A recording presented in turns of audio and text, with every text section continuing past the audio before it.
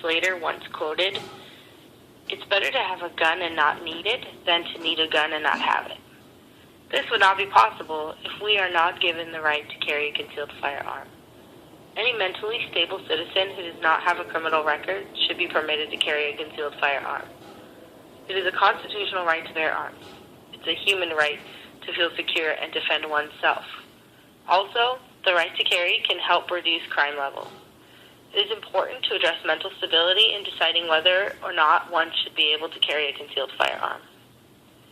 In the Constitution, under the Second Amendment, it states, "A well-regulated militia being necessary to the security of a free state, the right of the people to keep and bear arms shall not be infringed."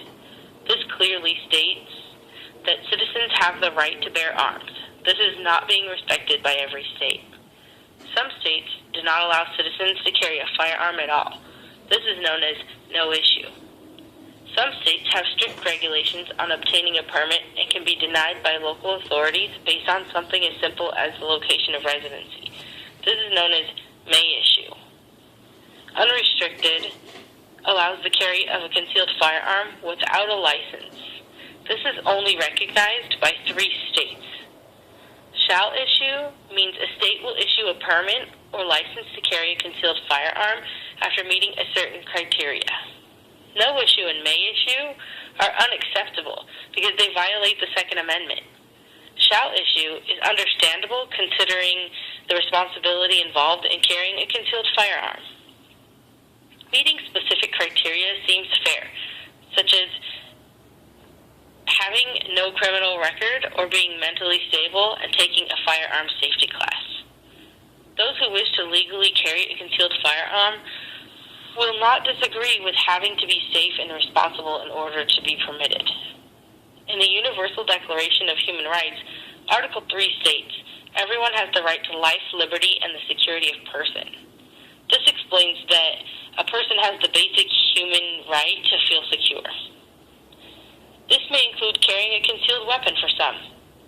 This right should be allowed to honor the human right of feeling secure.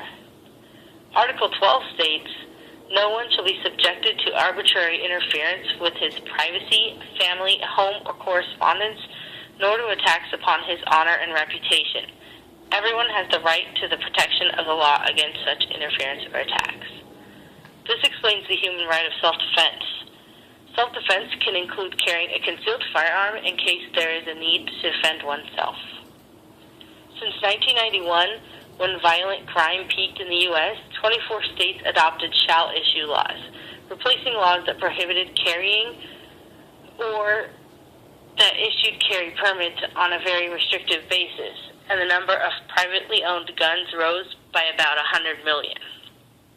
As of 2010, the nation's murder rate decreased 52% and the total violent crime rate decreased 48%. The FBI preliminary reported that violent crimes decreased another 6.4% in the first half of 2011, translating into a 7% decrease in the total violent crime per capita rate. These facts prove that allowing citizens to legally carry a concealed firearm actually helps crime levels decrease. Those that are willing to legally register and obtain a license or permit to carry a concealed firearm are not the people that are going to increase the crime. They're the ones that are going to help stand up for justice. Mental stability is a crucial part of the deciding factor in whether or not one should be permitted to carry a concealed firearm. Most states define mental stability as having not been committed to a mental institution or having not been found to constitute a danger to oneself or others. Federal law under 18 U.S.C. Section 922 states, "It is unlawful for any person to sell or otherwise dispose of any firearm or ammunition to any person knowing or having reasonable cause to believe that such person has been adjudicated as a mental defective or has been committed to any mental institution." It's already against the law for someone that is mentally ill to possess a firearm. Therefore, they should not be given the right to carry either. This is why mental stability should be addressed when permitting a person to carry a concealed firearm. In conclusion, it is fair to require a citizen to meet specific criteria in order to carry a concealed firearm.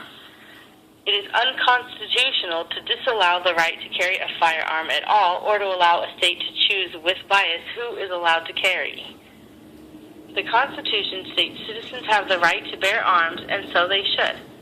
It's a human right to feel secure and be able to defend oneself. Crime rates have dropped by allowing citizens the right to carry concealed firearms. It is important to be mentally stable while having the right to carry a concealed firearm. The law should be the same across the country.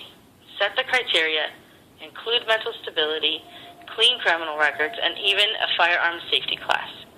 Allow those who qualify their constitutional right to bear arms and their human right to security and self-defense.